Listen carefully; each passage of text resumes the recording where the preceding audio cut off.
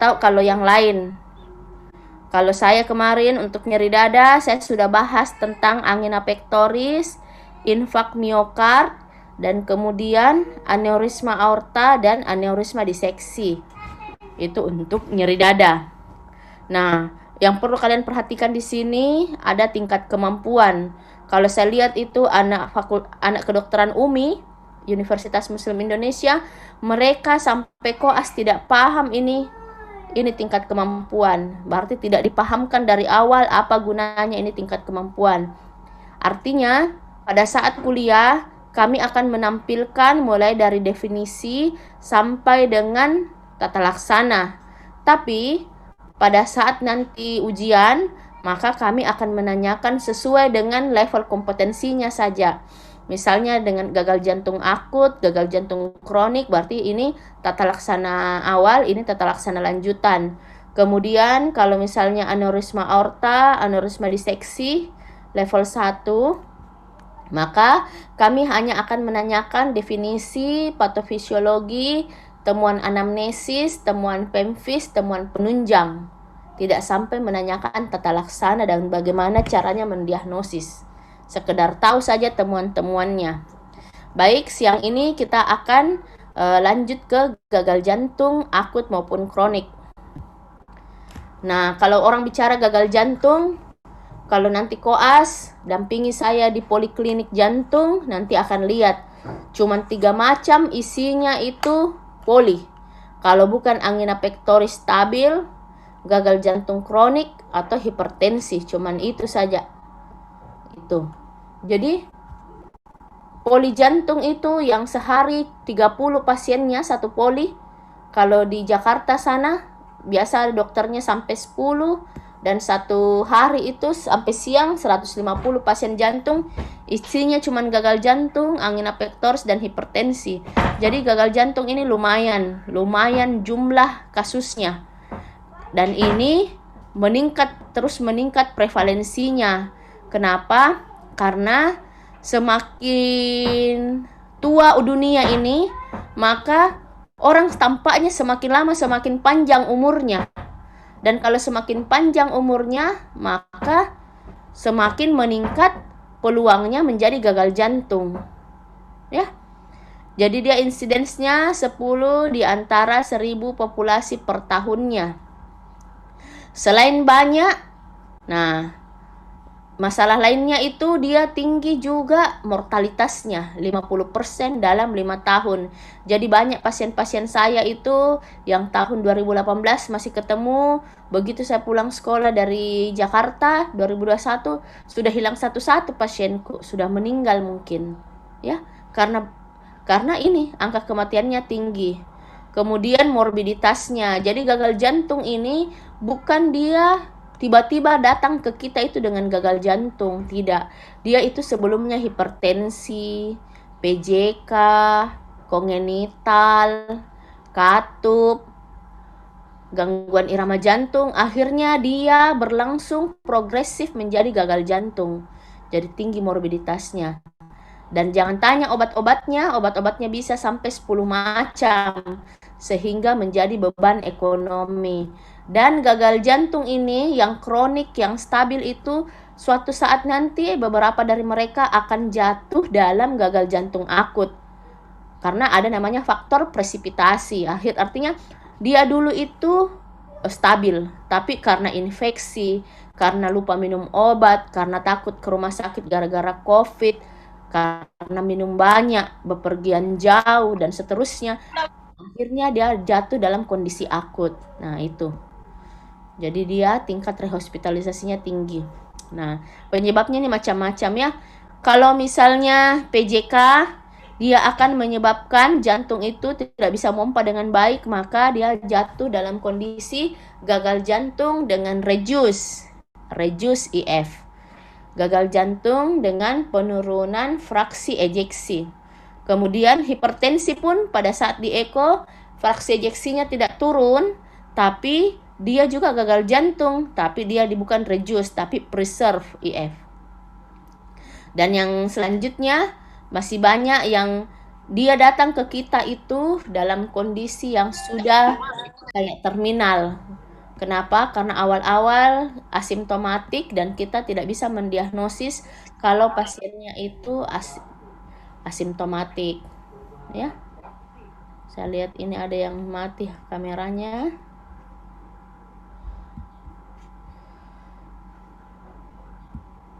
Siapa yang dalam mobil ini? Kala-kala kita saja cepat balik dari bepergian ini karena mau mengajar. Ada yang dalam mobil.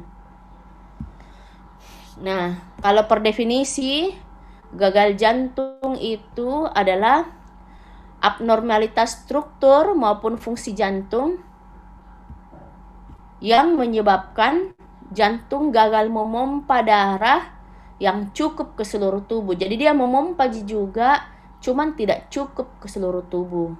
Karena dia gagal memompa ini, maka dia menimbulkan gejala yang tipikal dan akan kita temukan tanda-tanda spesifik pada pemeriksaan fisik. Jadi kalau orang mau bilang gagal jantung, harus memenuhi 3 ini. Dia ada gejala, dia ada tanda khas, dan ada bukti objektif. Gejala ini kita peroleh dari anamnesis pasien. Nanti kalau CSL2 diajarkan bagaimana anamnesisnya orang sesak nafas.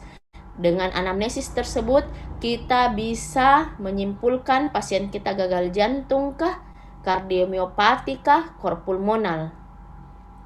Karena yang saya sebutkan tadi, gagal jantung, kardiopati, dan kor pulmonal itu sama-sama memberikan gejala sesak. Kemudian harus ada tanda khas yang kita dapatkan dari pemeriksaan fisik. Tanda khas pemeriksaan fisik itu mulai dari kepala, leher, sampai dengan ekstremitas. Dan kemudian ada bukti objektif. Bukti objektif itu dari pemeriksaan penunjang, mulai dari temuan EKG, foto, laboratorium, eko. Ya, jadi kalau orang sebut gagal jantung harus ada gejala, tanda khas, bukti objektif. Kami pun di Poli Jantung kalau menulis gagal jantung tidak mau dibayar BPJS kalau tidak memenuhi 3 syarat ini. Ya. Nah, kalau dulu ada yang bilang gagal jantung forward, ada yang bilang gagal jantung backward, left sided versus right sided, low output versus high output. Kemudian kalau kita lihat SKDI, dia cuma minta kita jantung, gagal jantung akut, dan gagal jantung kronik. Tapi dalam sajian kali ini saya juga akan memperkenalkan istilah gagal jantung sistolik dan gagal jantung diastolik. Jangan sampai nanti ada pasiennya membawa hasil eko dan kemudian Anda heran sendiri. Kenapa dokter Suma diagnosa gagal jantung dek, padahal bagus tak fungsi jantung tak. Nah, itu. Jadi inilah kita menampilkan ikut kuliah dengan baik, tidak sekedar mengejar angka, tapi betul-betul mencari ilmunya, kelak nanti berguna buat masyarakat banyak. Even itu cuma bisa mengedukasi, ya.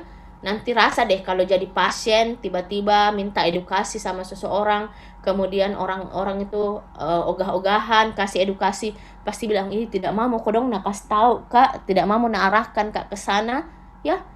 Jadi Anda tidak mengarahkan, bisa jadi Anda tidak tahu. Nah, makanya harus ikuti kuliah dengan baik. Kalau mau santai nanti ada saatnya santai itu, apalagi belum berkeluarga, tidak cari uang di Makassar, kos-kosan, nanti santainya, ya. Siapa suruh masuk kedokteran. Dan kalau kita itu unismu, ya, memang harus menerima nasib bahwa kalau yang saringan pertama pasti Unhas jatuhnya, ya. Saringan kedua mungkin tersebar nih UMI, UIN dengan unismu. Nah, itu. Tapi jangan berkecil hati. Kalau saya, prinsipku biar dia anak Unhas, biar dia di sarangnya guru-guru besar, tapi kalau misalnya dosennya tidak memberikan sesuai kekinian, kan kekinian ini SKDI. Dulu kita itu ikut Unhas dek mengajarnya, tapi setelah kami perhatikan mengajar Unhas kalau dosen Unhas mengajar pun tidak lancar, artinya mereka ada kesulitan datang ke Unismo dulu. Kemudian saya lihat tidak sesuai SKDI dan kita tidak bisa memberikan input mereka secara mereka guru-guru kita, ya. Nah, kalau sekarang di Unismo itu mungkin blok kardio yang paling cepat mandiri, langsung saya ambil alih. Jadi minta maaf kalau bosan-bosan Ki, saya terus yang mengajar. Ya, minta maaf. Karena mau di apa saya single fighter di Unismo ini. Tidak ada pikardionya Unismo. Ya. Jadi saya ulang lagi, sekarang itu kalau berdasarkan SKDI, gagal jantung akut, gagal jantung kronik. Kalau ada nanti gagal jantung diastolik dan sistolik, akan kami jelaskan singkat juga pada pertemuan ini, supaya bisa paham, bisa menjelaskan ke pasien. Nah, jadi kalau gagal jantung akut itu adalah onset cepat dari gejala dan tanda akibat fungsi jantung yang abnormal. Artinya dia ini awalnya gagal jantung juga yang ada tadi anamnesis, pemeriksaan fisik dan tanda bukti objektif, toh. Nah, kalau itu tadi dia masuk di gagal jantung kronik, kalau yang tadi itu. Nah, kalau dia tiba-tiba ada perubahan yang cepat, perubahan berupa perburukan, nah itu ya yang disebut dengan gagal jantung akut. Nah, gagal jantung akut ini bisa berupa akut de novo, artinya mentong sebelumnya tiba-tiba dia gagal jantung, dia sebelumnya tidak terdeteksi gagal jantung, tiba-tiba dia jatuh dalam kondisi gagal jantung yang yang memburuk cepat dan tidak ada riwayat gagal jantung ataupun riwayat penyakit jantung sebelumnya. Atau dia bisa berbentuk akut on chronic heart failure, artinya dia sebelumnya sudah gagal jantung kronik, tapi karena faktor tertentu dia jatuh dalam kondisi akut. Faktor tertentu itulah yang tadi saya sebutkan, ada namanya faktor presipitasi. Apa itu faktor presipitasi? Apakah pasiennya tidak atur obat, tidak minum obatnya, apakah pasiennya tidak pergi kontrol, apakah pasiennya minum banyak padahal mereka tidak boleh minum banyak, apakah pasiennya habis aktivitas berat, habis emosian, habis bepergian jauh. Itu semua faktor-faktor presipitasi yang bisa membuat yang tadinya gagal jantung kronik stabil jatuh dalam kondisi akut on chronic heart failure, ya. Jadi jangan bingung antara akut de novo dan akut on chronic heart failure. Kemudian terminologi kedua, gagal jantung kronik. Nah, gagal jantung kronik lah yang tadi yang saya sebutkan di awal tentang definisinya, tentang syarat mutlaknya, yaitu gejala, tanda, dan bukti objektif, ya. Baik.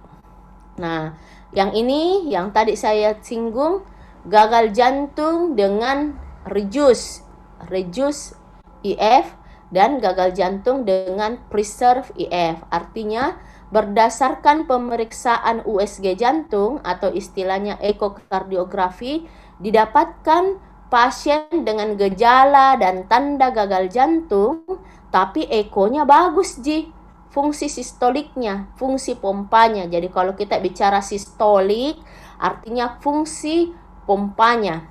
Misalnya dia preserve, berarti bagus fungsi pompanya, yaitu IF-nya bisa sampai 50. Ini 35 sampai 50 atau IF-nya sampai 50. Artinya tidak terlalu buruk lah fungsi pompanya.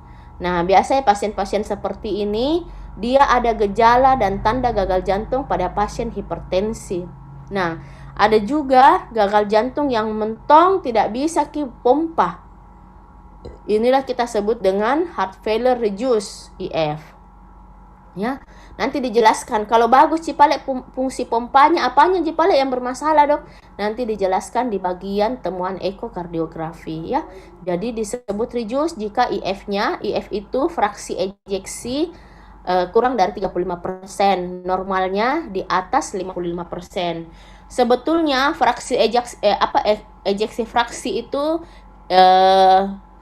sederhananya kayak gini, fungsi pompa. Artinya kalau ada 100 cc masuk jantung, kalau IF-nya 70, maka dia akan memompa 70 cc. Kan 70 100 cc misalnya, supaya gampang hitung-hitungannya. Jadi kalau 100 cc masuk jantung karena IF-nya 70, maka dia akan memompa 70 cc. 30 cc tertinggal karena tidak bisa keluar semua itu satu kali pompa. Pasti ada yang tersisa. Nah, jadi ada yang tersisa 30, keluar 70. Kemudian datang lagi darah 100 cc, sekarang 130. 130 itu dipompa lagi 70%. Kali ini 13 kali 70 itu berapa? Keluar lagi sekitar 100 cc. Sisanya lagi itu nanti datang lagi darah 100 cc, dipompa lagi 70%. Begitu seterusnya. Nah, dengan fraksi ejeksi di atas 55%, kita normalnya tidak akan terjadi bendungan di paru. Nah, bayangkan kalau dibalik, ada orang fraksi ejeksinya 30. Berarti setiap kali dia mompa darah 100 cc, yang keluar cuma 30, yang tersisa 70. Kemudian datang lagi darah 100 cc, 170, yang keluar cuma 30%. 17 kali 30 tidak sampai mungkin 50 cc. Maka yang tertinggal 80 cc. Nah, bisa bayangkan itu. Setiap mompa, nah satu menit berapa kali mompa? Paling sedikit 60 kali. Nah, setiap mompa tas sisa begitu, apa tidak tenggelam paru-parunya? Gitu ya. Nah, bagaimana orang tidak sesak kalau IF-nya sebegitu? Itu kalau yang IF 35. Tapi ada orang IF-nya di atas situ tapi masih sesak juga. Nanti kita jelaskan ya kenapa dia masih sesak. Baik. Nah, perhatikan baik-baik. Saya mulai dari gagal jantung kronik. Jadi kalau untuk gagal jantung kronik ini banyak penyebabnya. Mulai dari gangguan kontraktilitas. Jadi yang kayak gangguan kontraktilitas itu artinya jantungnya memang yang tidak bisa mompa dengan baik. Nah, apa yang bisa buat jantung tidak mompa dengan baik? Misalnya ini, infak atau iskemi, ya.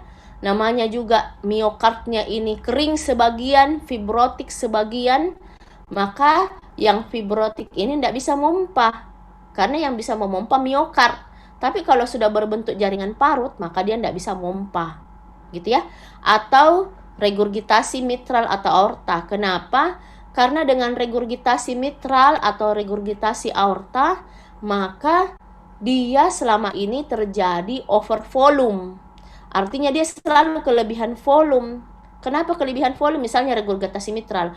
Harusnya kalau atrium mompa ke ventricle. Karena pada saat ventricle mau mompa ke aorta, karena regurgitasi mitral naik dulu ke atrium, ya, naik dulu ke atrium, dan kemudian atrium memompah lagi, tentu dia pompa darahnya sendiri tambah ketambahan yang tadi, yang regurgitannya dari mitral, akhirnya dia kelebihan volume terus menerus. Ini juga menyebabkan gangguan kontraktilitas.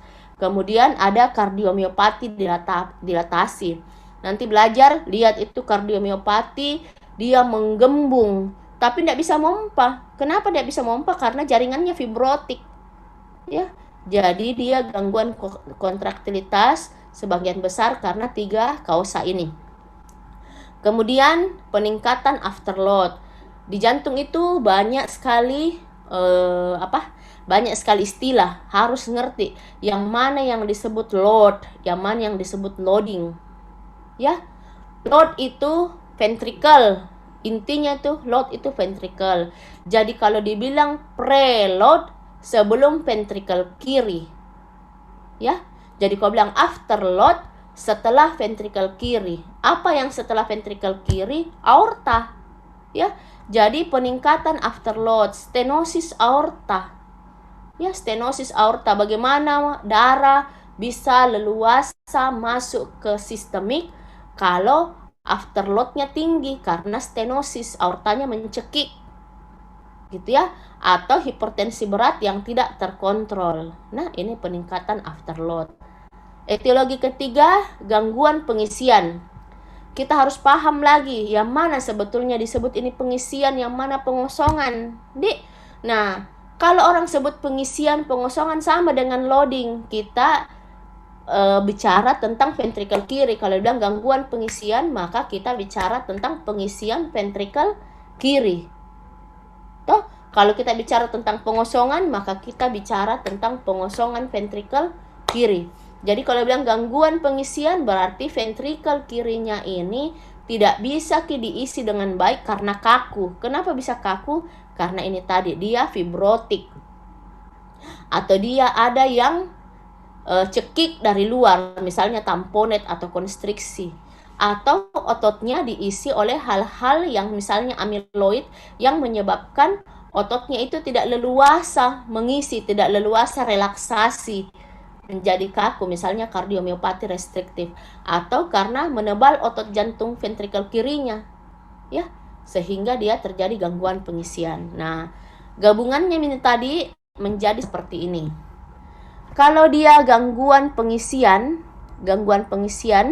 jadi dari saya gambar dulu.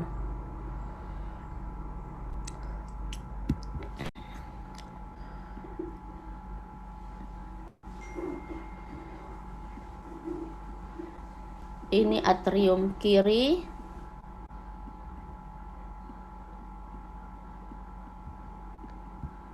Ini ventrikel kiri. Nah, gangguan pengisian berarti di sini yang bermasalah karena kaku, yang tadi itu. Karena hipertrofi ventrikel kiri, karena kardiomiopati restriktif, karena fibrotik, ya, atau apa tadi itu, pokoknya 4 tadi. Nah, ini dia gangguan pengisian, darah dari atrium tidak leluasa masuk ke sini, tapi dia mompa tidak ada masalah. Nah, inilah yang disebut dengan disfungsi diastolik. Jadi diastolik itu gangguan pengisian. Nah, ada lagi yang disfungsi sistolik. Dia bisa mengisi dengan baik karena bisa relaksasi dengan baik jantungnya, tapi yang di sininya ini yang tidak bisa mompa. Tidak bisa mompa tadi itu, kenapa? Permasalahannya ada 2. Bisa karena kontraksi miokardnya. Ya, yang tadi itu iskemi atau infak, regurgitasi mitral atau regurgitasi aorta, atau kardiomiopati dilatasi. Karena tidak bisa memang mompa dengan kuat, atau dia bisa mompa dengan kuat tapi di sini sedang peningkatan afterload, misalnya karena hipertensi dan stenosis. Ya, inilah semua yang menyebabkan gagal jantung, yang akan memberikan gejala sesak, dan kemudian akan kita dapatkan pemeriksaan fisik yang khas, dan kemudian ditunjang oleh bukti-bukti objektif. Oke. Selanjutnya, nah, ini ada klasifikasi dulu. Ada klasifikasi, jangan bingung. Kalau berdasarkan struktural, maka istilahnya adalah stadium A, B, C, D. Kalau berdasarkan kapasitas fungsional, kelas 1, 2, 3, 4. Jadi sekali lagi di jantung itu banyak istilah. Kalau kita bilang sesak nafas, maka kita bilang CHF NIHA kelas berapa. Kalau kita bilang angina, maka kita sebut angina CCS kelas berapa, ya.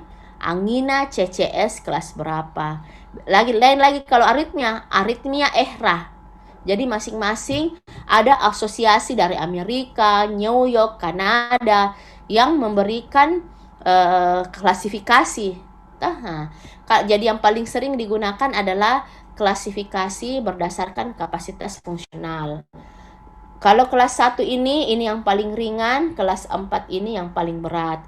Jadi kalau orang bilang gagal jantung NIHA kelas 1, artinya dia ini tidak ada keluhan pada aktivitas berat.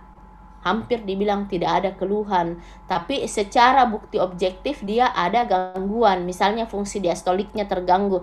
Tapi kalau ditanya sesakit Bu kalau aktivitas berat, enggak ada aja dok, saya rasa gitu ya.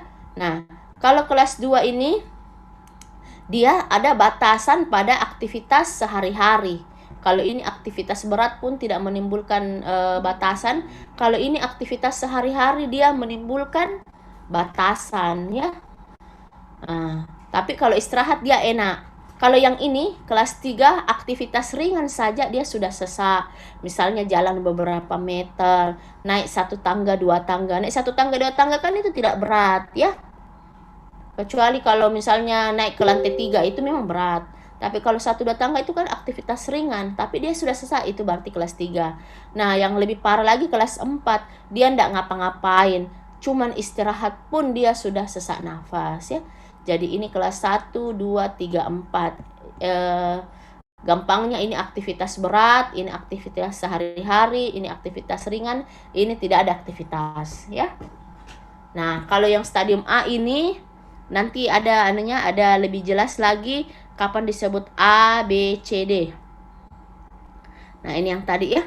Kelas 1 tidak terdapat batasan dalam aktivitas. Kelas 2 batasan pada aktivitas ringan. Kelas 3, kelas 4 ya, sudah saya jelaskan tadi. Nah, ini yang tadi yang stadium.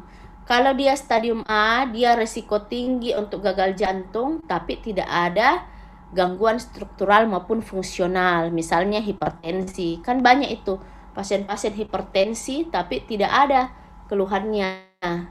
Kemudian ini telah ada penyakit struktur jantung tapi tidak terdapat gejala, misalnya dia dengan riwayat infak atau dia penyakit jantung katup yang asimptomatik. Memang ada penyakit struktural tapi tidak ada keluhannya. Atau yang stage 3 ini dia ada keluhan dan ada penyakit struktural yang mendasari. Misalnya dia sudah ada keluhan sesak nafas, mudah lelah, atau mudah tidak bisa lagi mengerjakan aktivitas. Kemudian yang stage D ini yang gagal jantung yang sifatnya sudah refraktor, artinya dikasih obat pun dia begitu-begitu padahal sudah mendapat terapi medis yang maksimal. Ini juga banyak di poli.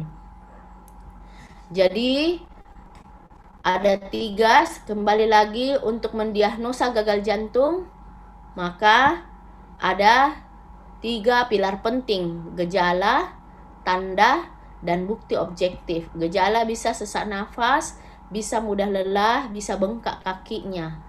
Kalau tanda, dari nadi kita dapatkan takikardi, dari respiratory rate kita dapatkan takipneu, dari auskultasi paru didapatkan ronki, dari efusi pleura perkusi kita dapatkan peka atau hilang sonornya paru. Ini pengukuran JPP didapatkan peningkatan JPP, dan kemudian ada edema perifer dan hepatomegali. Ini nanti semua diajarkan di CSL bagaimana mendapatkan tanda-tanda ini. Kemudian bukti objektif kali dari fotoronsen didapatkan pembesaran jantung atau kardiomegali, kemudian ada abnormalitas EKG, kemudian ada peningkatan kadar BNP dan ekokardiografi. Nah, Perki 2020 memberikan spesifikasi lagi bahwa manifestasi klinik itu untuk gejala atau simptom ada yang tipikal, ada yang kurang tipikal ya. Ada yang tipikal. Jadi yang tipikal itu kalau dia sesak nafas terutama saat bekerja. Biasa kita bilang DOE, dyspnea on effort. Jadi sesak nafas saat aktivitas. Kemudian dia ada ortopneu. Jadi dia sesak nafas kalau dia baring flat. Baring biasanya kita tanya ke pasien itu dia sesak nafas kalau bantalnya cuma 1. Dia baring flat begitu dia sesak nafas. Tapi kalau bantalnya agak tinggi atau bantal 2, sesak nafasnya berkurang atau malah ada yang duduk baru enak dia rasa, itu namanya ortopneu. Kemudian paroxysmal nocturnal dyspnea. Ini artinya dia bisa sesak tiba-tiba malam hari dan terbangun karena sesaknya. Itu paroxysmal. Kan tidak mungkin kita tanya pasiennya, "Pak, ada paroxysmal nocturnal dyspnea tak?" Langsung gila mi pasien, apa mina bilang dokter kasihan. Ya. Jadi anamnesisnya itu kita beda. Kita beda memberikan pertanyaan untuk pasien tapi penulisan kita pakai bahasa medis. Jadi saya berikan lagi info bahwa kalau kita nanti jadi dokter menulis keluhan pasien, keluhan semua bahasa awamnya pasien. Nanti bahasa kedokteran kalau mulai dari riwayat. Misalnya, riwayat infak miokard, riwayat PJK, riwayat hipertensi, riwayat diabetes ya. Boleh tidak menulis riwayat tekanan darah tinggi. Jadi mulai riwayat itu sudah mulai pakai bahasa kedokteran. Kemudian pemeriksaan tanda vital itu pokoknya mulai dari riwayat. Pemeriksaan tanda vital dan kemudian pemeriksaan fisik, pemeriksaan penunjang itu semua sudah pakai bahasa kedokteran. Gagal jantung 13 sampai 14:45. Oke. Kemudian toleransi aktivitas yang berkurang. Biasa dia bilang, "Saya dok, sekarang kalau masak tidak bisa, Mak." Nah, itu. Atau kenapa ini saya gampang sekali capek. Atau biasa juga dia bilang bengkak pak kakinya. Ini gejala-gejala tipikal. Ada juga gejala kurang tipikal, tapi ini pun masih manifestasi klinik dari gagal jantung kronik. Misalnya batuk, mengik, berat badannya lebih dari 2 kilo dalam seminggu. Atau dia tiba-tiba kurus. Nah, itu juga karena dia kaheksia. Kembung. Kadang pasien bilang, "Nggak bisa Kak makan, Dok, karena kayak perutku rasa penuh terus." Ya, itu karena udem semua di dalam. Kemudian nafsu makan menurun, perasaan bingung, depresi, berdebar, pingsan. Ini gejala yang kurang tipikal. Paling harus diingat yang tipikalnya nanti kalau CSL. Kemudian untuk pemeriksaan fisik, mulai dari leher kita dapatkan peningkatan JVP. Kemudian ada refleks hepatojugular. Kemudian di auskultasi jantung ada gallop. Dari palpasi kita dapat apeks jantung bergeser ke lateral dan ada murmur. Yang kurang tipikal ini edema, krepitasi pulmonal, suara pekak di basal paru pada saat perkusi. Ini biasanya karena ada efusi. Takikardi, nadi irreguler, nafas cepat, hepatomegali, asites, dan kaheksia. Ini adalah simptom maupun sign mulai dari tipikal spesifik ke kurang tipikal dan kurang spesifik. Nah, kalau sistem Framingham dulu ya sama Ji, mirip-mirip Ji. Ini kita tidak akan permasalahkannya. Kalau dulu itu kita harus hafal ini. PND, berat badan turun, distensi pena leher, RELS, edema paru, reflux, X3, JPP, capillary refill time lebih dari 25, kardiomegali, edema paru. Diagnosis gagal jantung bila 2 memenuhi kriteria mayor dan 2 kriteria mayor atau 1 kriteria mayor tambah 2 ini. Kalau dulu. Ya. Nah, selanjutnya bukti objektif ini yang macam-macam, mulai dari foto polos, toraks, EKG, laboratorium, ekokardiografi dan pemeriksaan lain, ya. Oke. Nah, sekarang begini algoritmanya. Kalau kita lihat ini isinya mau yang onset akut maupun onset selain akut, isinya cuman EKG, X-ray, BNP, Eko. Dan kalau kita lihat ujung-ujungnya ini pasti minta Eko. Betapa pentingnya pemeriksaan ekokardiografi. Baik, kita mulai dari sini. Ada orang curiga gagal jantung mau onset akut maupun onset selain akut harus EKG. Kemudian tetap harus foto. Kemudian dari EKG, X-ray, maka tetap diperiksakan BNP-nya karena kan masih curiga, belum tegak diagnosis. Karena kita butuh tanda objektif. Nah, kalau dari BNP dia normal, berarti dia bukan gagal jantung. Tapi kalau dia abnormal, tetap tonji juga ujung-ujungnya eko. Ya, sama dengan yang ini. Kalau dia abnormal tetap eko, kalau dia normal BNP-nya maka boleh di-exclude kalau bukan gini gagal jantung. Tapi semua yang dari EKG, X-ray normal misalnya tetap harus eko. Atau dari hasil pemeriksaan laboratorium yang sudah positif pun tetap harus eko, ya. Jadi kenapa? Karena eko ini selain memastikan apakah dia gagal jantung, maka dia juga bisa memberikan kita informasi mengenai etiologinya. Nah, Bagaimana kedudukan eko dalam SKDI? Kalau EKG mulai dari pasang, interpretasi, EKG sederhana 4A. Artinya mahasiswa atau nanti lulusan dokter mampu mengerjakan mandiri 4A. Tapi kalau ekokardiografi dia cukup tahu tapi dia tidak melakukan, ya. Jadi kalau ada nanti hasil eko ke Anda cukup tahu. Makanya diajarkan memang sekarang supaya tidak salah interpretasi, ya. Memang kita sudah memberikan interpretasi di hasil ekonya, tapi kadang pasien minta diedukasi. Nah, itu tugas dokter umum mengedukasi ulang. Tapi bisa edukasi salah-salah kalau tidak ikut kuliah dengan baik. Nah, dari EKG. Kalau EKG, bukti objektifnya macam-macam, bukan cuman hipertrofi ventrikel kiri. Bisa sinus taki, sinus brady, atrial taki, flutter, atrial fibrilasi, aritmia ventrikel, iskemi, gelombang Q, blok AV, mikrovoltase, dan durasi QRS lebih dari 12 detik.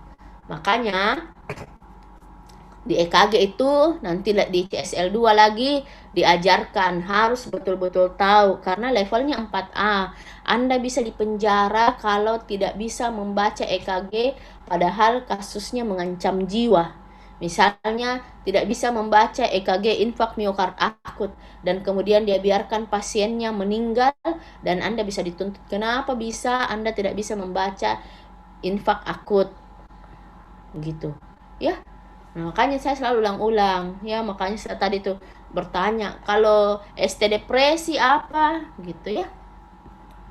Nah, sinus takikardi bisa dilihat dari frekuensinya. Sinus brady, ini bisa dilihat dari morfologi P-nya. Aritmia ventrikel bisa dilihat dari QRS-nya. Iskemi atau infak bisa dilihat dari ST elevasinya. Gelombang Q memperlihatkan kita adanya infak lama. Hipertrofi ventrikel kiri ini memperlihatkan kita adanya pembesaran ventrikel kiri akibat hipertensi, aorta stenosis atau kardiomiopati hipertrofi. Blok AV.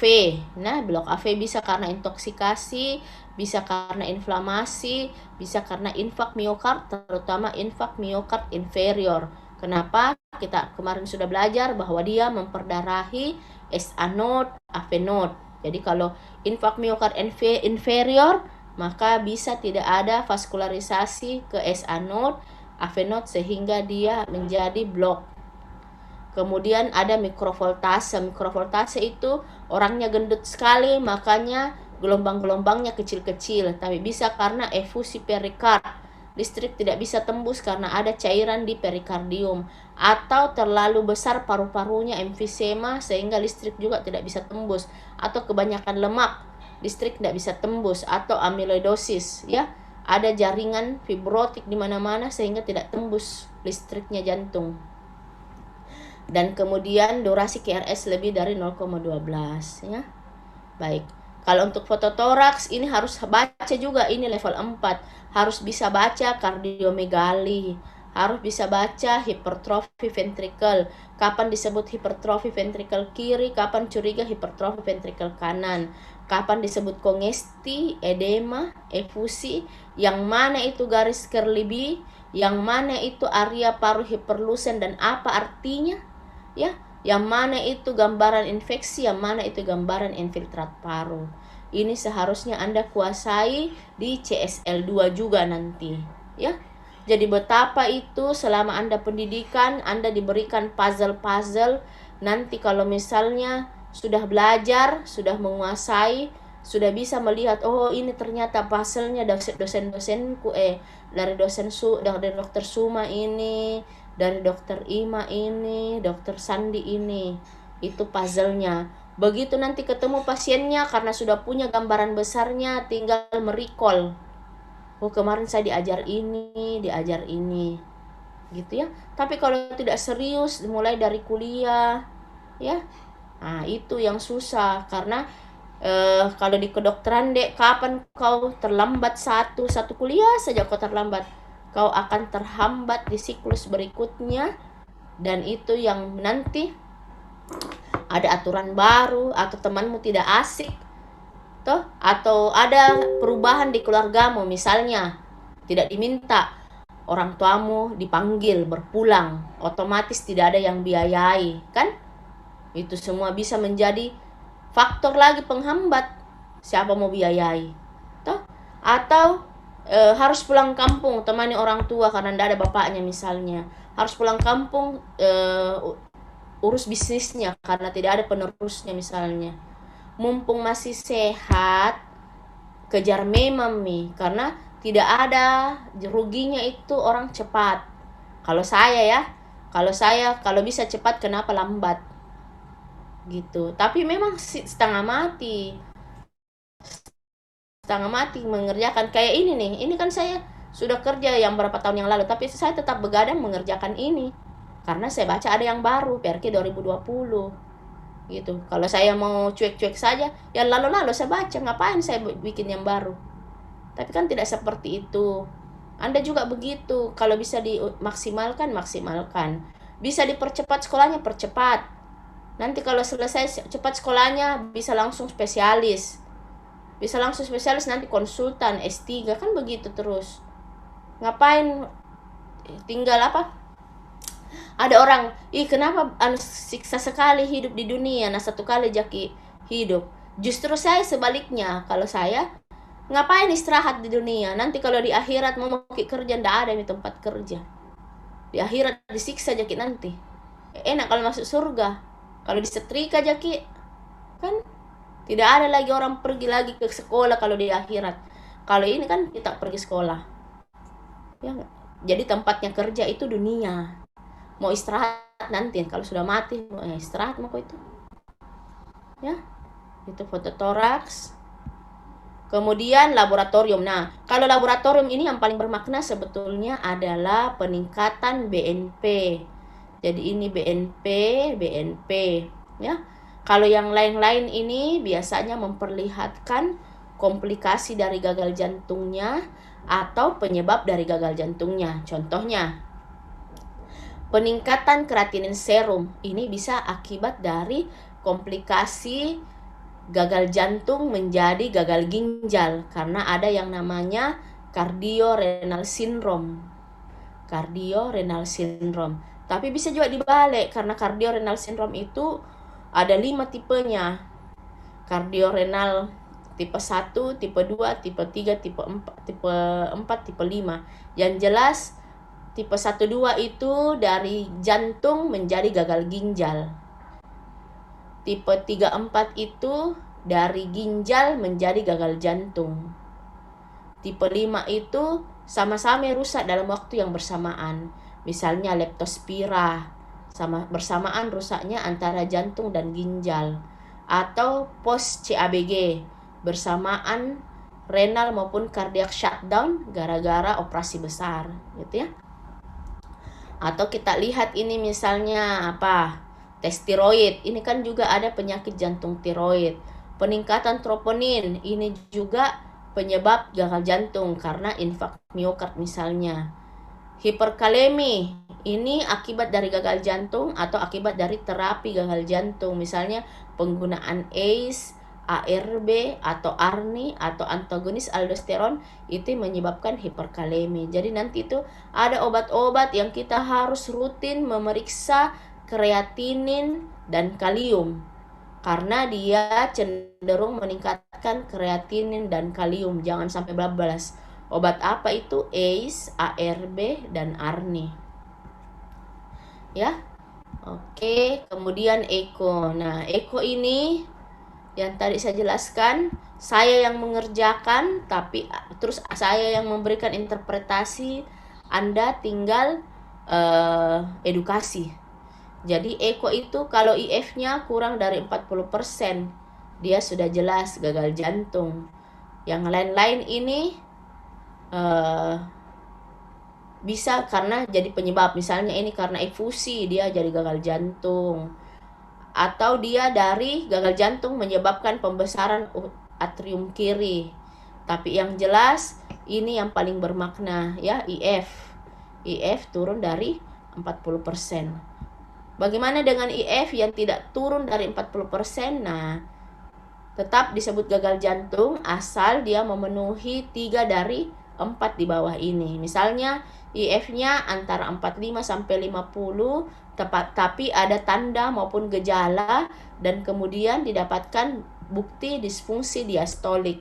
Jadi disfungsi diastolik itu nanti dideteksi oleh eko, nanti ditulis di interpretasi, atau ada peningkatan kadar peptida diuretik. Jadi ini bukti objektif yang paling dicari BPJS ya. Kalau tidak bisa tulis IF-nya kurang dari 40, paling tidak ada disfungsi diastolik atau peningkatan kadar BNP.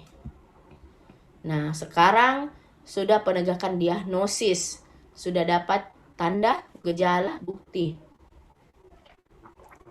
Terus penunjang juga sudah ada etiologinya, sudah bisa ditentukan severitasnya, sudah bisa diidentifikasi faktor pencetusnya, bisa diperkirakan prognosis dan komplikasinya, barulah kita memilih tata laksana. Nah, tata laksana ini tujuannya, jadi tata laksana ini ada non farmakologi, ada yang farmakologi. Kalau yang tujuannya, yang jelas semua tujuannya ini apa? Mengatasi simptomnya, ya.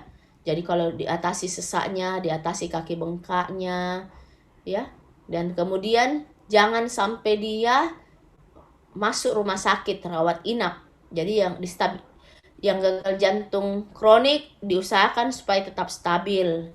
Kemudian jangan sampai terlalu cepat dia menjadi terminal disease, misalnya IF-nya betul-betul kurang dari 40. Ini kan terlalu progresif kalau kurang dari 40.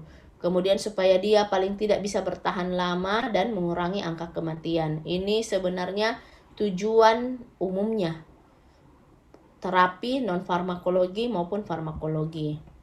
Nah, apa-apa yang perlu diperhatikan pada terapi non farmakologi?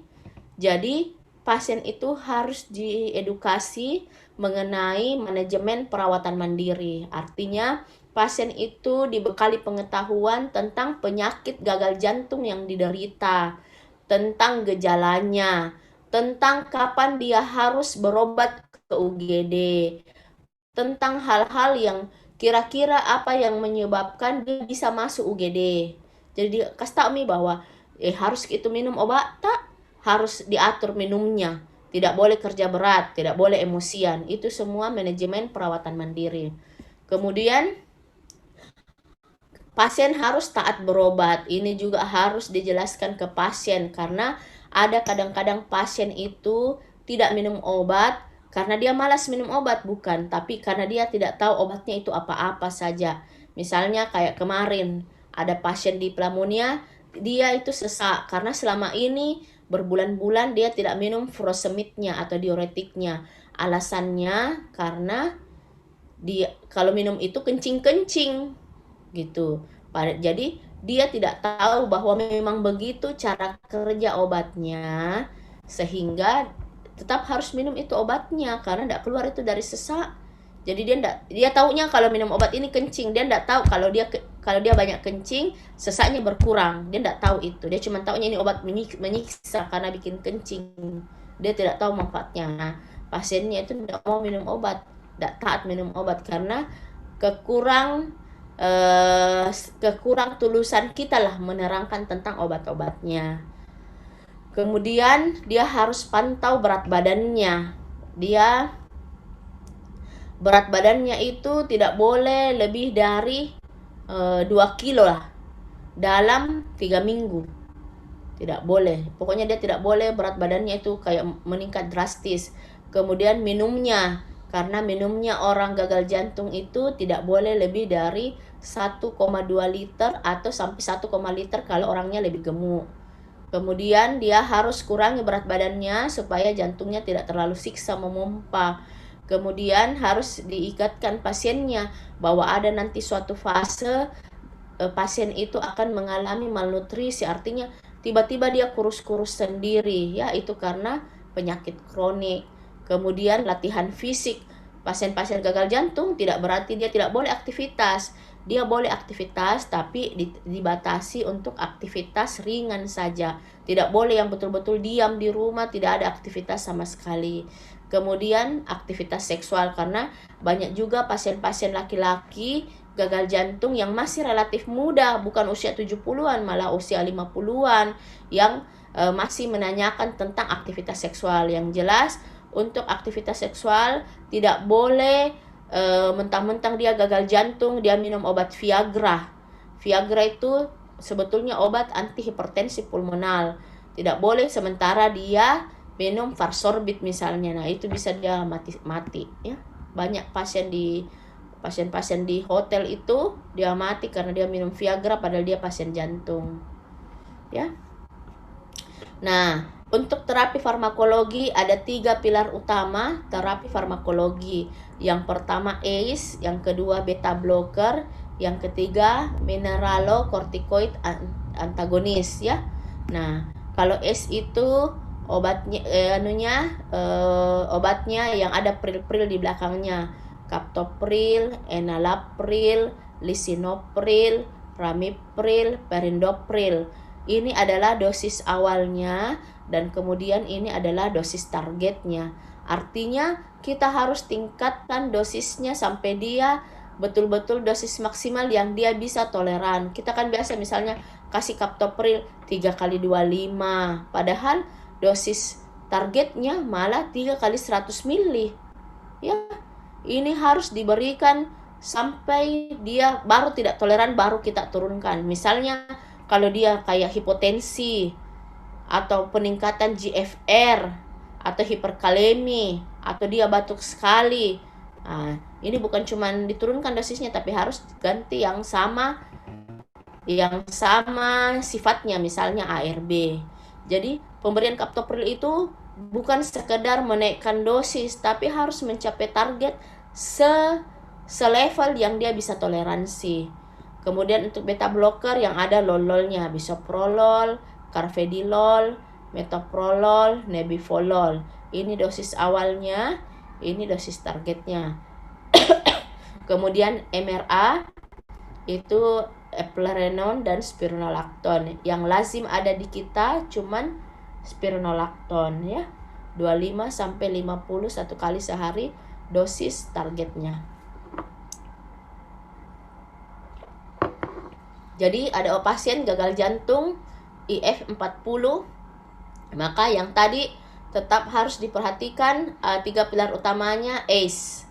Kalau dia tidak toleran ganti ARB. Baru beta blocker dan kemudian mineraloreseptor antagonis ya. Mineraloreseptor antagonis. Titrasi sampai dosis target atau dosis maksimal yang dapat ditoleransi oleh si pasien. Kemudian evaluasi gejalanya. Kalau dia NIH 1 ini saja terus. Obatnya 3 macam ini.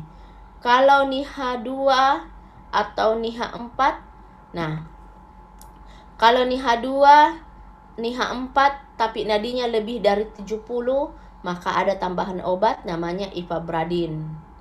Atau ini ivabradin untuk menurunkan nadi. Sebetulnya kan dengan bisoprolol dia seharusnya turun nadinya, tapi dengan dosis bisoprolol maksimal nadi kita belum tercapai targetnya, misalnya masih 80, itu kan tidak tercapai targetnya. Sementara target terapi adalah kurang dari 70 kali per menit.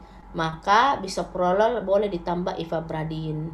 Atau ACE-nya diganti dengan ARB. ACE atau ARB-nya diganti ke ARNI. Kalau misalnya dia NIH 24 tapi dia nadinya bagus dia, cuman ini saja mungkin ACE atau ARB ganti ke ARNI. Kemudian sudah diganti sudah ditambah, sudah diganti ACE, terus dievaluasi ulang. Kemudian dia bagus kelas kapasitas kerjanya ya, lanjutkan terapi. Tapi kalau dia misalnya tetap NIH 4 ya, dia harus dirujuk. Ini kan Anda gagal jantung kronik level 3A. Jadi Anda harus memberikan obat ini, kasih obat ini, kemudian dia tetap tidak mempan, harus kerujuk ke dokter spesialis. Ya, kenapa? Karena di dokter spesialis ini banyak yang bisa dikerjakan. Kita harus mungkin ada pertimbangan pemasangan alat, atau mungkin ada ada prosedur yang lebih advance yang harus kita pertimbangkan, ya itu makanya harus rujuk spesialis.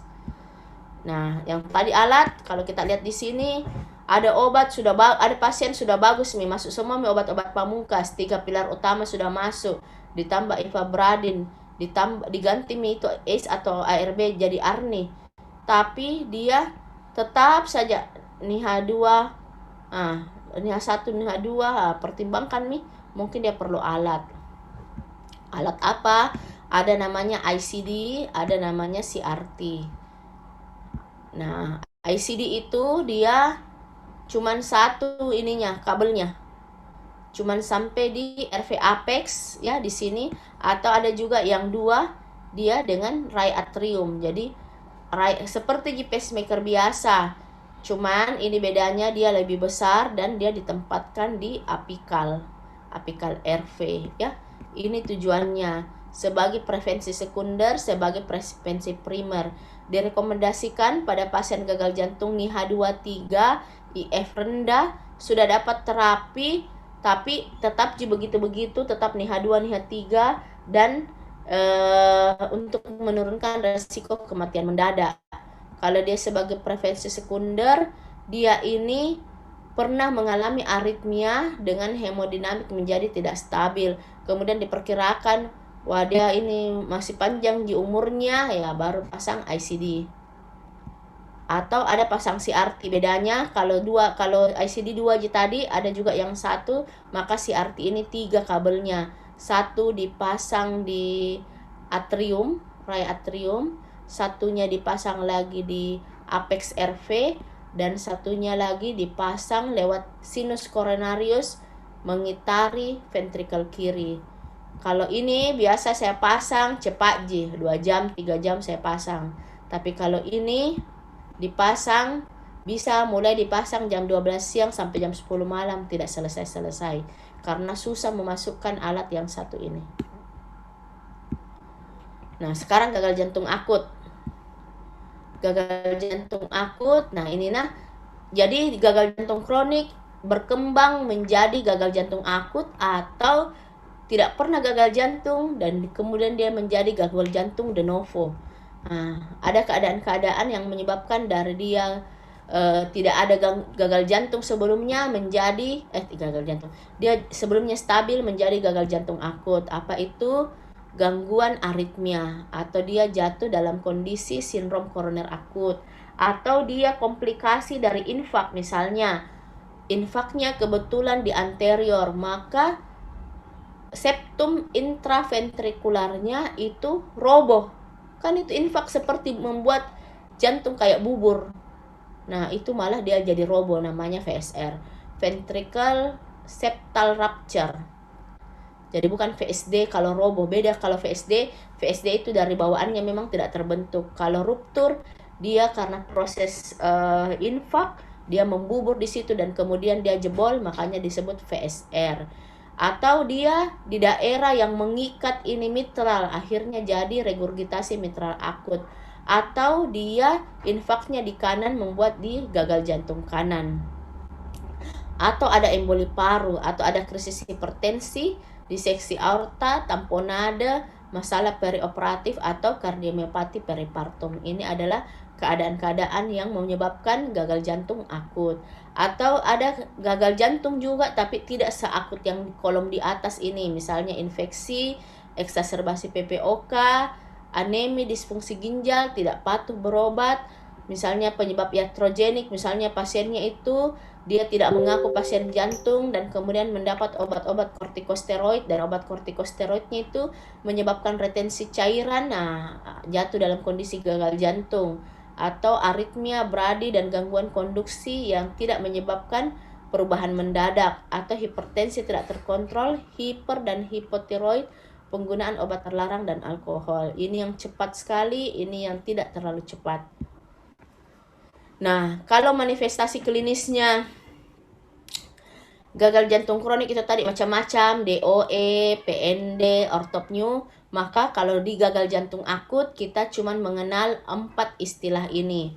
Apakah dia kering hangat, basah hangat, kering dingin atau basah dingin. Yang jelas kalau dia basah, basah, jadi basah itu basah lawannya kering.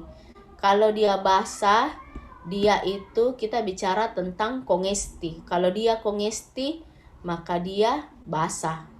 Kalau dia tidak lancar aliran darahnya, maka kita bicara dingin hangat. Bedakan antara kering basah dengan dingin hangat. Bisa ya? Kering basah. Kering basah itu kayak berair. Gitu, berair. Terus kalau yang hangat dingin itu kalau kita perabaan antara kayak es dengan tidak. Kayak kita misalnya kayak di Malino, Kacima, itu dingin. Kalau kita misalnya kayak demam-demam, itu hangat. Kita tidak bilang kering. Bisa bedakan antara kering basah, hangat dingin. Jadi kalau dia basah, kering, itu istilah untuk kongesti, istilah bendungannya. Kalau misalnya dingin, hangat, itu istilah perfusinya. Jadi yang paling parah adalah diatomi yang kongesti, diatomi yang hipoperfusi. Ya, kalau di sini kalau dia kering berarti dia tidak kongesti. Kalau dia di sini hangat berarti dia tidak hipoperfusi. Jadi ini areanya. Kalau di sini dia tidak kongesti, tidak hipoperfusi. Tapi kalau dia basah, hangat berarti dia kongesti. Berarti dia kongesti tapi dia tidak hipoperfusi. Dia kongesti tapi tidak hipoperfusi. Artinya bagus sih perfusinya. Atau dia di sini, dia tidak kongesti, makanya dia kering, tapi dia hipoperfusi. Misalnya ini akral dingin, pusing, tekanan nadi sempit. Atau ini lebih parah, ini diatomi yang kongesti, diatomi yang hipoperfusi. Ya. Jadi hipoperfusi tidak sama dengan hipotensi, namun seringkali hipoperfusi disertai dengan hipotensi. Nah, kalau ada orang curiga gagal jantung, tetap dikerjakan ini. Seakut-akutnya nih pasien, tetap harus ada anamnesis, pemeriksaan fisik singkat. Tidak bertele-tele seperti dengan gagal jantung. Misalnya tuh, orang sudah sesak napas sekali, masih aja nanya, sesak napas Pak pada saat aktivitas. Orang kalau sudah lihat dia duduk-duduk ngos-ngosan, nanya lagi sesak napas saat aktivitas. Jangankan aktivitas, tarik napas untuk bicara saja dia setengah mati. Gitu ya. Pemeriksaan fisik segala-galanya mau dicari. Tolong Pak baring 45 derajat, padahal dia bukan baring, duduk saja kelihatan JPP-nya meningkat. Itu yang namanya harus lihat situasi ya. Kapan harus banyak bertanya, kapan harus pemeriksaan fisik lengkap, kapan sekedarnya saja mempertimbangkan kondisi pasien dan mempertimbangkan kita harus cepat memulai terapi gitu ya. Nah, kemudian tetap harus melakukan X-ray. Kalau yang laboratorium kan gampang, tapi kalau ekokardiografi ini yang agak susah. EKG apapun yang terjadi dalam 10 menit harus terekam EKG-nya. Even itu dia duduk, even itu dia menggigil, even itu dia gelisah, sebaiknya harus ada EKG. Paling tidak ada monitor, saturasi oksigen juga gampang, tinggal jepit alat saturasinya. Nah, kemudian setelah dari hasil ini, maka kita akan mendapat informasi apakah dia desaturasi. Toh, misalnya dari saturasi, kita tahu dia desaturasi. Atau dari EKG kita tahu dia ada aritmia. Atau dari pemeriksaan fisik tanda vital kita tahu dia dalam kondisi shock. Atau EKG ada SKA.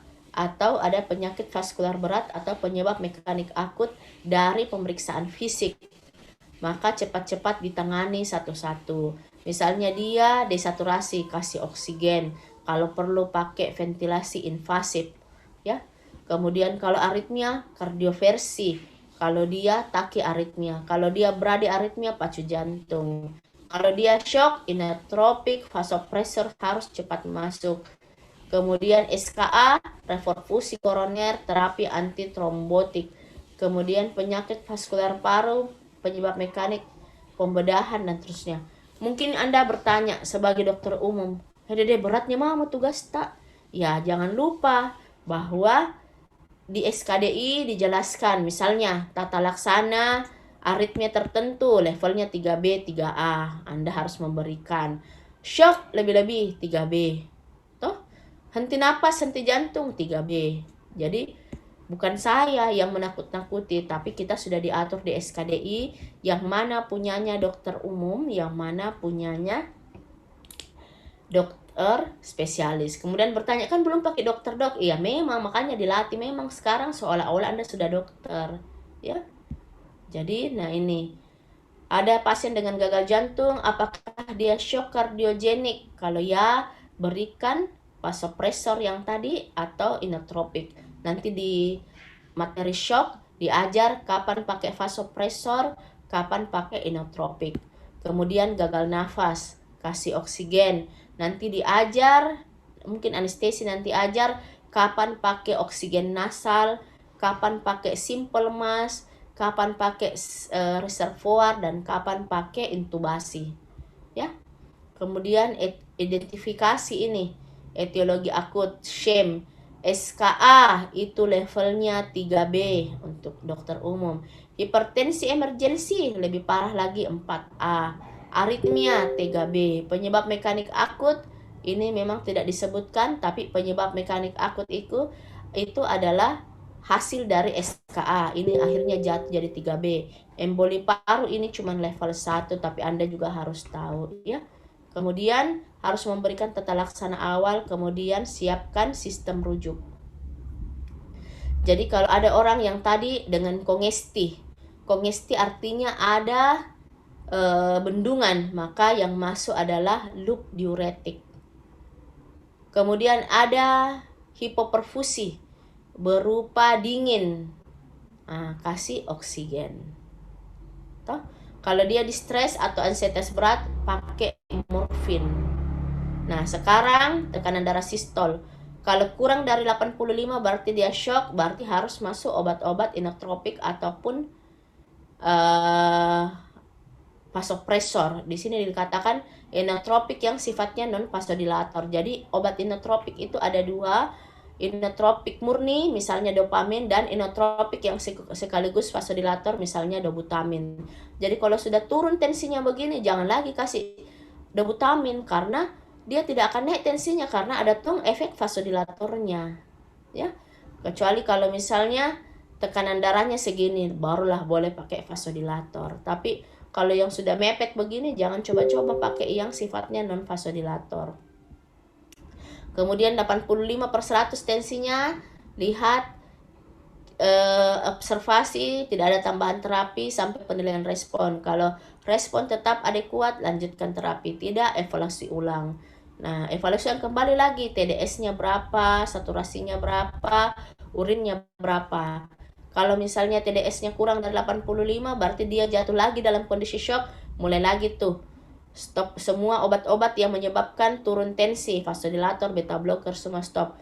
Nah, masukkan inotropik tapi yang non vasodilator. Kalau perlu langsung yang vasopresor. Kemudian pertimbangkan kateterisasi jantung kanan atau pertimbangkan dukungan sirkulasi mekanik misalnya IABP, intra-aortic ballooning pumping. Kemudian saturasinya kurang dari 90, kasih oksigen. Pertimbangkan intubasi. Urinnya kurang dari 10, kateterisasi. Untuk menghitung betulkah tidak urinnya ini kurang dari 20 ml per jam. Kemudian pertimbangkan dopamin dosis renal. Berapa itu? 3 mikro per kilogram berat badan.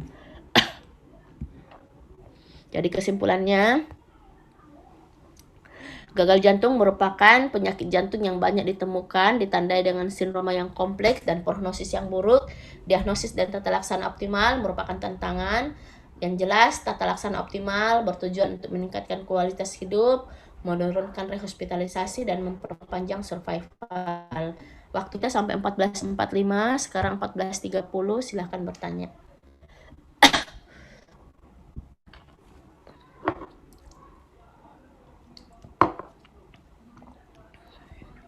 Tapi dok, izin bertanya dok. Silahkan. Tapi dok tadi untuk terapinya dok yang Harus suara saya ini mulai serak, tunggu-tunggu lama juga. Ya, tapi dok, yang tadi terapinya di gagal jantung kronik dok, yang sudah dikasih es tapi masih ada lagi gejalanya dok, itu yang diganti ARNI dok, opsional atau memang dari es harus diganti ke ARNI dok, tapi dok. Jadi itu maunya guideline, tapi dunia nyatanya ekspektasi tidak sesuai dengan dunia nyata. ARNI itu yang ada preparatnya namanya Uperio. Itu sama sekali tidak ditanggung BPJS biar sebiji. Jadi biasa itu BPJS ada dia tanggung obat sebiji, 2 biji, 3 biji, 4 biji, 5 biji ada.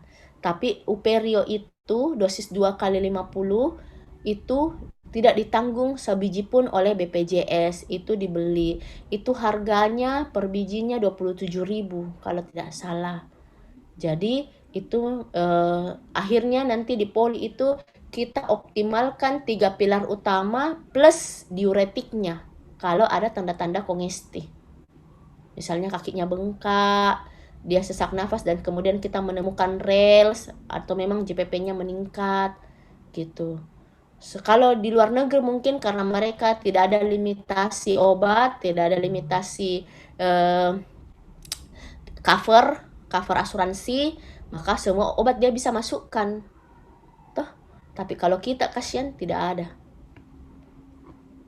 Jadi tetap maksimalkan. Yang pertama itu mengenai harga, yang kedua mengenai coverage asuransi, dan yang ketiga memang obatnya yang untuk ARNI pun cuman ada Uperios anunya. Beda kalau misalnya kayak Captopril, ACE ada Captopril, Lisinopril, Perindopril, Ramipril, Lisinopril, toh banyak. Tapi kalau yang ini cuman satu itu, obatnya juga jarang.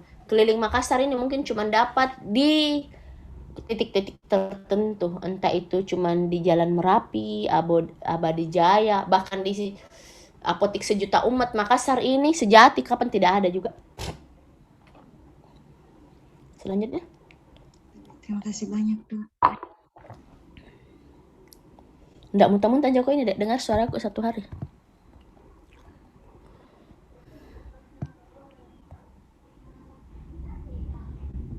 Ada lagi?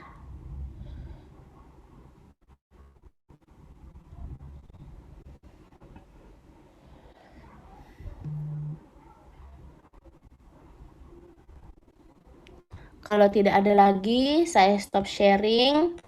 Nanti kita ketemu lagi ke penyakit selanjutnya berupa kor pulmonal. Saya ganti dulu bahasannya supaya satu kali kita membahas penyakit dengan keluhan utama sesak.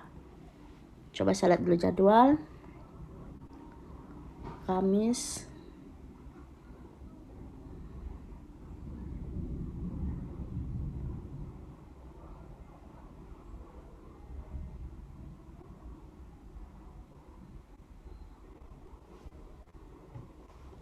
Kalau ada yang bertanya silahkan, masih bisa aja. Gagal jantung itu 1445. Kemudian saya masuk ke kor pulmonal deh nah. Saya isi dulu kor pulmonal. Oke. Baik, saya lanjut ke kor pulmonal ya. Boleh? Tapi dok, iya dok. Boleh dok. Kita jam bilang iya, yang lain tidak. Tapi dok, iya dok. Berarti 15.40. Kita sholat di 14.45, kemudian 15.40 habis sholat asar baru kita kardiomiopati lagi. Oke. Saya cari dulu anakku.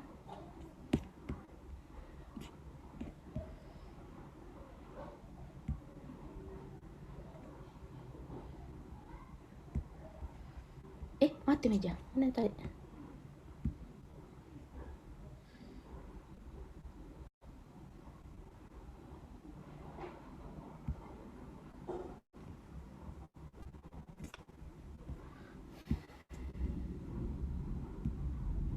Sudah kelihatan slide-ku?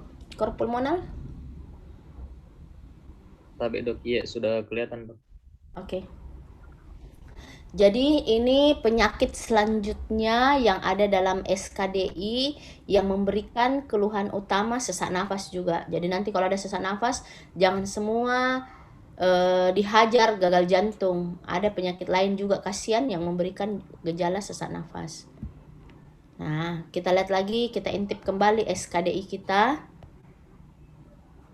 15.40. Itu dulu, saya lihat dulu jadwalnya.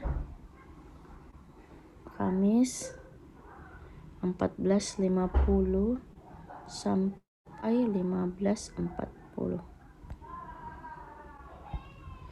Oke. Sekarang kor pulmonal. Nah, kor pulmonal yang dimau SKDI sama dengan gagal jantung tadi, dia mau akut dan kronik ya. Ini ada akut, ada kronik.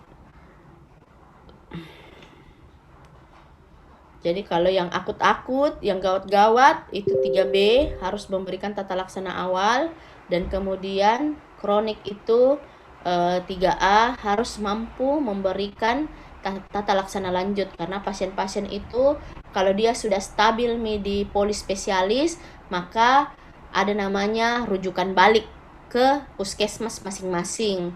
Di sana dia lanjutkan terapinya. Nanti tiap 3 bulan atau 6 bulan dia kontrol kembali ke dokter spesialisnya, atau ada keluhan baru piseng atau dia ada perburukan gejala baru balik ke spesialisnya. Nah, Anda dibekali pengetahuan ini, jangan sampai antara Anda dengan spesialisnya terjadi diskrepansi penyuluhan, artinya tidak sesuai penyuluhannya. Yang sana bilang ini obat-obat tak diteruskan, terus kita bilang toh datang pasien tidak sesak, bagus nih semua. Hentikan pakai ini obat tak bu, karena tidak sesak jakit toh ini bagus di semua. Artinya akhirnya nanti kita mulai dari nol karena terjadi diskrepansi, tidak seirama, tidak sejalan. Saya kasih stabil, Anda kasih kacau. Karena itu tadi waktu kuliah tidak mengerti betul ini posisinya banyak penyakit pada Anda ya. Jadi kalau kor pulmonal akut, maka saya akan menanyakan semua tata laksananya ya. Tata laksana awalnya ini tata laksana lanjutannya. Oke. Jadi kapan disebut kor pulmonal? Intinya adalah kor pulmonal. Kor pulmonal ada 2 komponen di situ. Kor pulmonal. Jadi ada kelainan jantung akibat paru. Itu cluenya. Beda dengan gagal jantung. Kalau gagal jantung dia kelainan jantung akibat dari jantungnya sendiri. Itu tadi bisa karena hipertensi, bisa karena katup, bisa karena PJK, bisa karena gangguan irama, bisa karena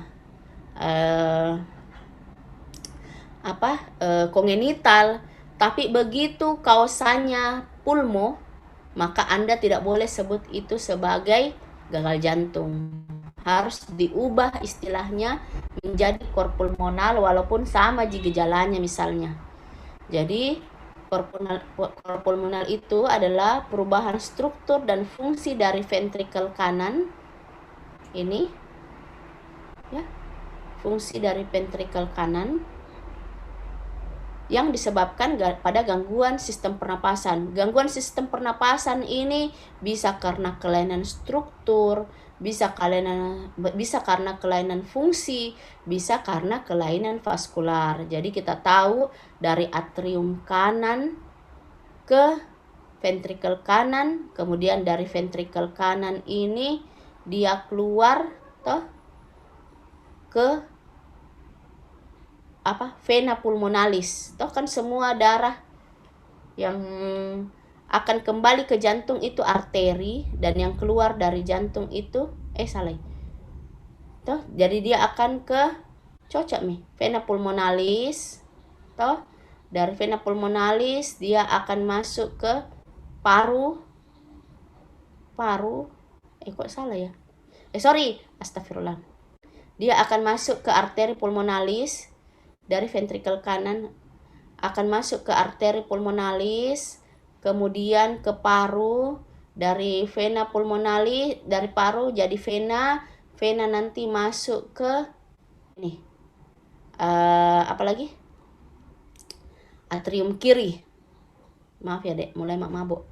Nah, kalau misalnya dari atrium kanan ke ventrikel kanan, dia harusnya leluasa masuk ke paru, tapi karena di sini terjadi gangguan struktur atau gangguan fungsi atau gangguan vaskuler, sehingga darah dari arteri pulmonal tidak bisa leluasa masuk paru, maka yang ada adalah darah itu membendung di ventrikel kanan.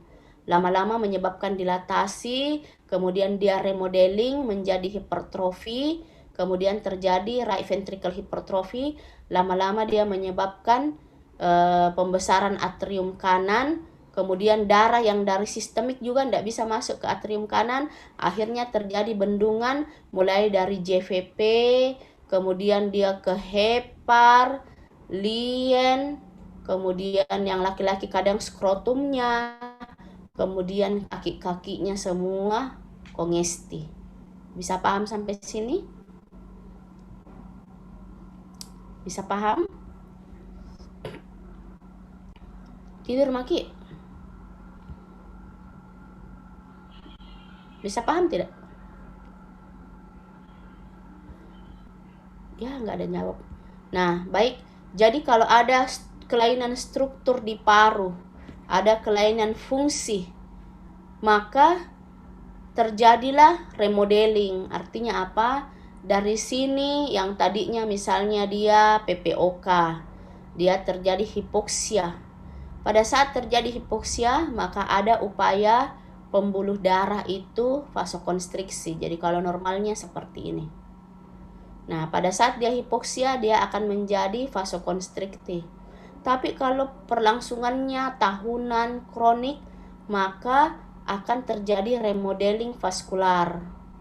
Remodeling vaskular. Malah terjadi hipertrofi otot polos pembuluh darah. Akhirnya dia vasokonstriksi yang sifatnya menetap. Karena vasokonstriksi yang sifatnya menetap, maka terjadi hipertensi pulmonal. Kalau terjadi hipertensi pulmonal, maka jantung darah dari kanan tidak bisa leluasa masuk paru karena hipertensi. Maka akan menyebabkanlah gangguan ventrikel kanan yang kita sebut dengan kor pulmonal. Bisa paham? Kedengaran di suaraku? Nah, kalau orang bicara tentang hipertensi pulmonal, satu gambar ini bagus sekali saya rasa. Dia akan menjelaskan mulai dari definisinya hipertensi pulmonal. Lihat slide. Nah, ini bukan, saya tidak bicara kor pulmonal ini. Saya melenceng dulu ke hipertensi pulmonal. Kapan disebut hipertensi pulmonal? Sama dengan hipertensi sistemik, ada tekanan arterial yang diukur, tapi bedanya kalau tekanan darah sistemik atau hipertensi esensial itu yang diukur yang daerah brachialis. Tapi kalau yang ini yang diukur itu adalah tekanan di arteri pulmonal, arteri pulmonal. Dan kemudian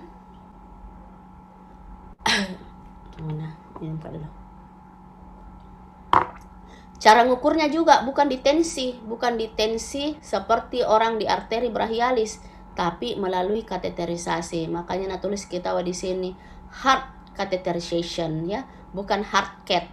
Ini heart catheterisasi. Jadi kateterisasi jantung, ada alat kateter dimasukkan, kemudian dia dimasukkan di RA, dimasukkan di RV, kemudian diparkir di arteri pulmonal, kemudian ditusuk lagi sedikit ke sini itu untuk mengetahui tekanan kapiler paru. Jadi ini digeser-geser saja sedikit, sudah dapat RA, RV, arteri pulmonal, dan kemudian capillary wedge atau tekanan baji kapiler paru. Nah, di situ normalnya tekanan di sini, tekanan pulmonal itu antara 9 sampai 19 saja normalnya. Tapi kalau dia tekanannya melebihi 25 sama dengan yang sistemik, kalau lebih dari 140 disebut hipertensi esensial. Maka kalau pengukuran kateterisasi jantung kanan ini tekanan lebih dari 25, maka dia sudah kita definisikan sebagai hipertensi pulmonal. Nah, hipertensi pulmonal ini, ingat saya bicara hipertensi pulmonal, nah saya belum bicara kor pulmonal. Hipertensi pulmonal ini ada 5 grup, 5 grup penyebab. Ada namanya grup 1, pulmonary arterial hypertension, artinya memang memang arteri paru dari bawaannya sudah begitu sudah begitu cetakannya waktu lahir. Makanya kita sebut dengan pulmonary arterial hypertension, karena inilah yang benar-benar idiopatik. Tidak ditahu apa penyebabnya, pokoknya dia bawaannya, makanya disebut idiopatik atau inherited. Ada juga karena penyakit lain. Nah, kemudian yang kedua, grup kedua, ada penyakit dari kanan ini, penyakit dari jantung kiri. Misalnya diametral stenosis, diametral stenosis, ada bendungan di atrium kiri. Bendungan di atrium kiri akan dilanjutkan ke bendungan paru. Karena ada bendungan paru, maka lama-lama paru menjadi hipoksia, akhirnya dia remodeling vaskular, akhirnya hipertensi juga. Maka ini adalah grup kedua, hipertensi akibat kelainan jantung kiri. Kemudian grup ketiga, kelainan akibat penyakit paru atau hipoksemia. Misalnya merokok, PPOK, emfisema gitu. Kemudian yang keempat karena tromboemboli kronik, kelainan keempat. Dan yang kelima yang tidak ditahu apa penyebabnya. Yang jelas di antara 1, 2, 3, 4, 5 ini cuman grup 1 saja yang disebut sebagai pulmonary arterial hypertension. Yang lainnya hanya disebut PH, bukan PAH. Ini saya bicara hipertensi pulmonal, ya. Karena hipertensi pulmonal itu tadi yang saya jelaskan, ada 5 kategori yang menyebabkan. Di sini sudah disebutkan tadi. Nah, di antara semua ini, yang manakah yang menyebabkan kor pulmonal? Yang jelas bukan dari grup 2 ini, bukan dari grup 2. Tidak bisa disebut kor pulmonal kalau kausanya dari gagal jantung kiri. Misalnya karena kongenital. Tadi kita sudah sepakat, kongenital, valvular, disfungsi sistolik, disfungsi diastolik, itu semua istilahnya gagal jantung. Tidak boleh rancu. Jadi kecuali ini maka kita sebut sebagai hipertensi pulmonal. Paling banyak adalah karena penyakit paru atau karena hipoksia. Bisa karena PPOK, bisa karena penyakit interstisial, bisa karena restriktif, bisa karena gangguan kontrol oksigen, misalnya dia sleep disorder atau hipoventilasi disorder, atau karena dia tinggal di ketinggian, misalnya di Malino sana. Kita tahu bahwa semakin tinggi suatu permukaan maka semakin tipis kadar oksigennya. Jadi orang-orang di Malino itu tanpa dia sadari dia sebenarnya hipoksia yang sifatnya kronis, ya, atau ada penyakit paru lainnya. Nah, oke. Jadi itu yang mau dijelaskan, bahwa kalau dia gagal jantung kiri tidak boleh disebut kor pulmonal. Kalau dia dari kiri tidak boleh disebut pulmonal. Nah, prevalensi dari kor pulmonal ini sebetulnya sulit ditentukan. Kenapa? Kan awalnya dari hipertensi pulmonal. Nah, hipertensi pulmonal ini susah-susah gampang ditentukan, karena untuk menetapkan dia hipertensi pulmonal itu dia harus kateterisasi jantung kanan. Sementara kateterisasi jantung kanan itu adalah pemeriksaan invasif, pemeriksaan yang pemeriksaan yang dimasukkan alat. Orang Makassar mana mau? Jadi saya itu sekolah di UNER 6 tahun.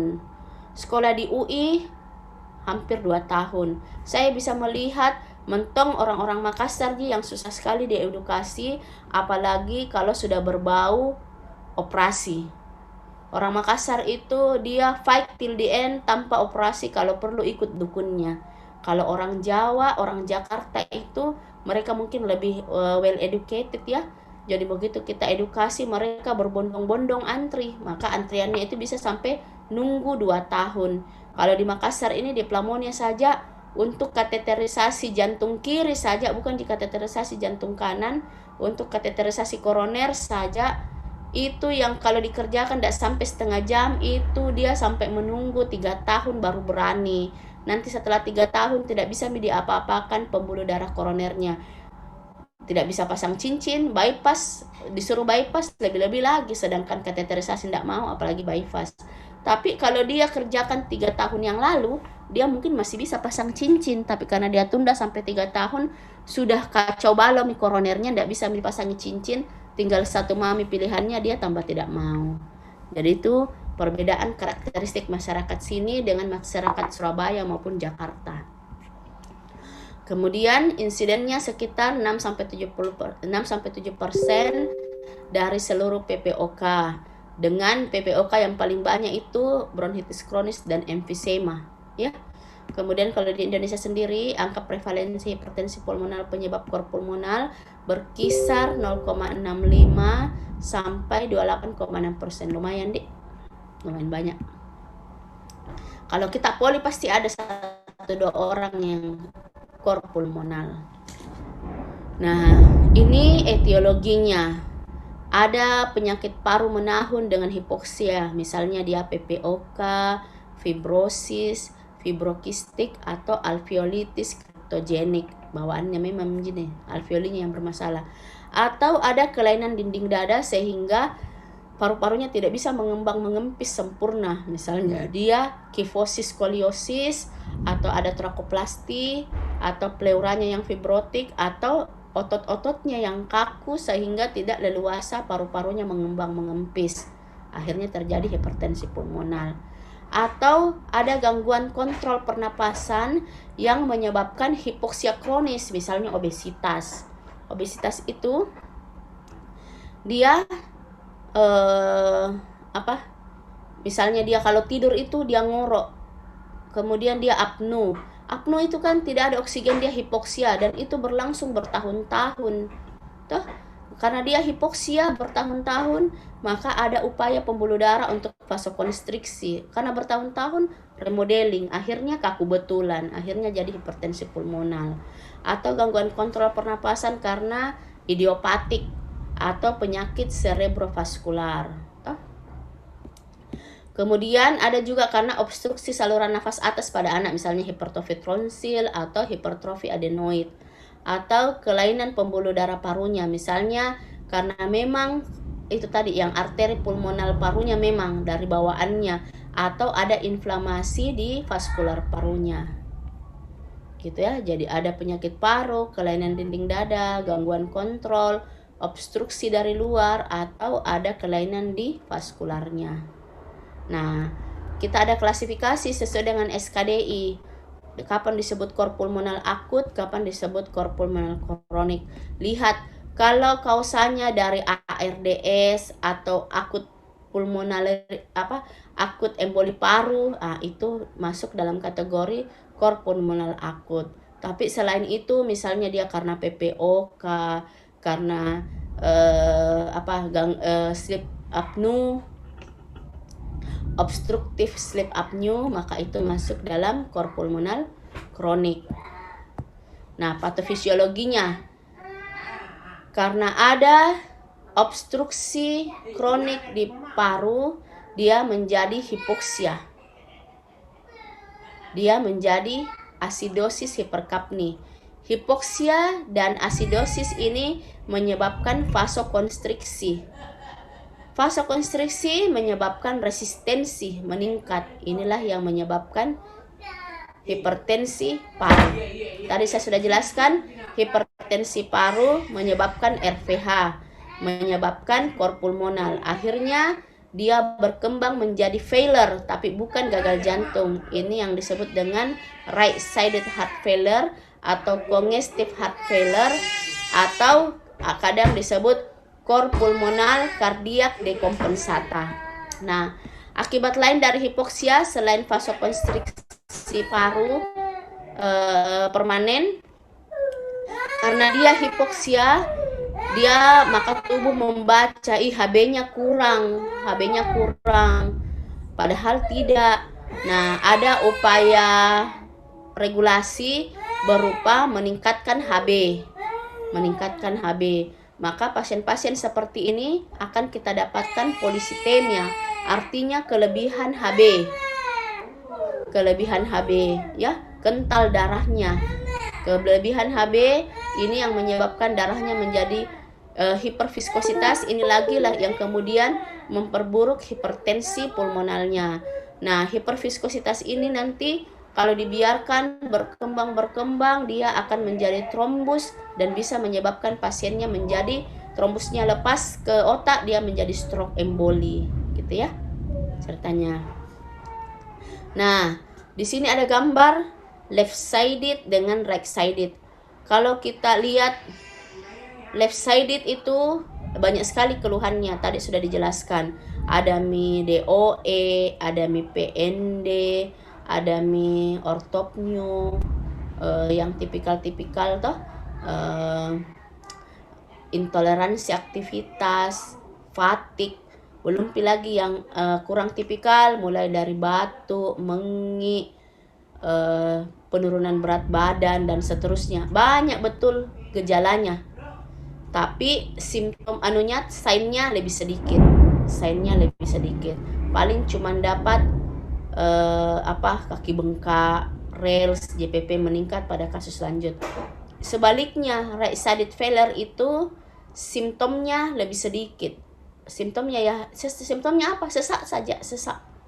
Tapi sign-nya, tandanya lebih banyak, mulai dari peningkatan JVP, mulai dari ronhi, hepatosplenomegali, asites, dan kemudian kaki bengkak, malah dia jadi sianosis.